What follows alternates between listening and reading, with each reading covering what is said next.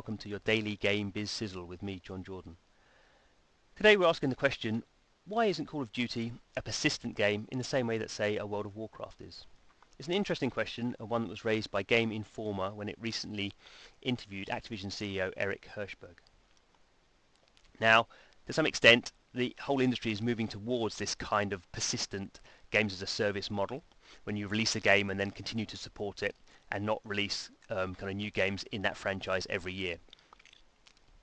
But if we think a bit more about Call of Duty, certainly its history and its development, we can kind of see how that model wouldn't work.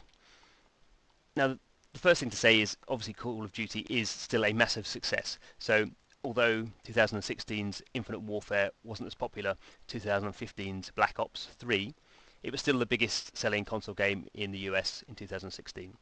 So to that degree, the model's not broken, so why try and fix it?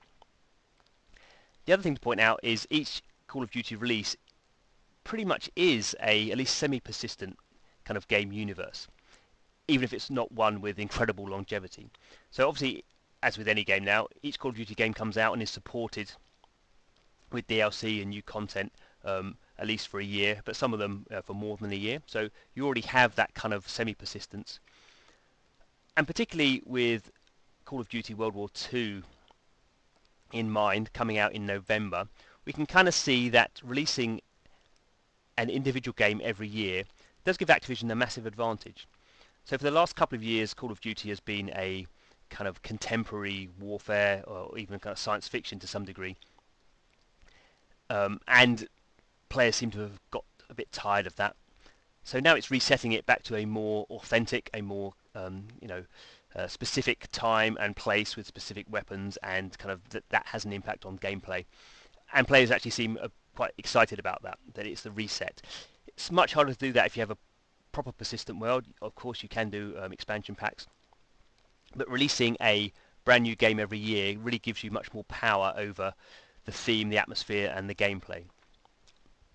The other thing, obviously commercially, Activision has been releasing Call of Duty games in November for over a decade now. That's a very powerful marketing kind of event, that every year it knows it can release what will probably be the biggest game of the year in November.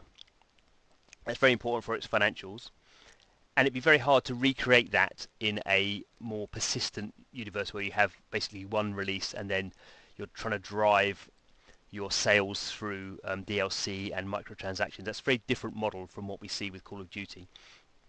And actually, as Hirshberg points out, while each individual game does have this kind of game as a service model built into it, perhaps in a lighter way than a persistent game, it also Call of Duty also gives friends the chance to all go out and buy the game in November, play it maybe for only a couple of months, then go on and play other games, and then back every November they will come back and buy the game.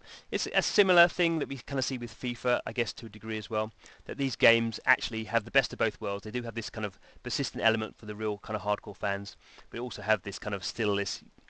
You go to the store or you get your pre-order in Amazon and it arrives on the day of release, and that's very strong psychological trigger for marketing and obviously social interaction and media.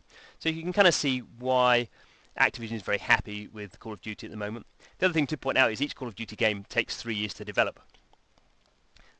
So they kind of do have this flexibility, a certain amount of flexibility at least, to kind of look at trends and see where they want to take the franchise.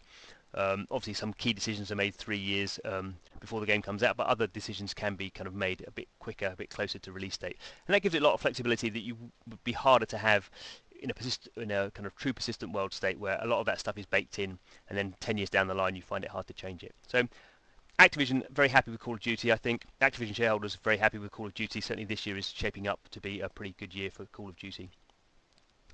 And that's why Call of Duty isn't a persistent game in the same way that a World of Warcraft is. So thanks for watching. This is your daily game biz sizzle with me, Jon Jordan. Don't forget to subscribe to get all our good stuff, and hope to see you again soon. Hi, and thanks for watching right to the end of the video. We always like to see your comments, so please put them in the comments section below. And don't forget to subscribe. And check out some more of our other videos about the mobile games industry. There's 2 really good examples on your screen right now.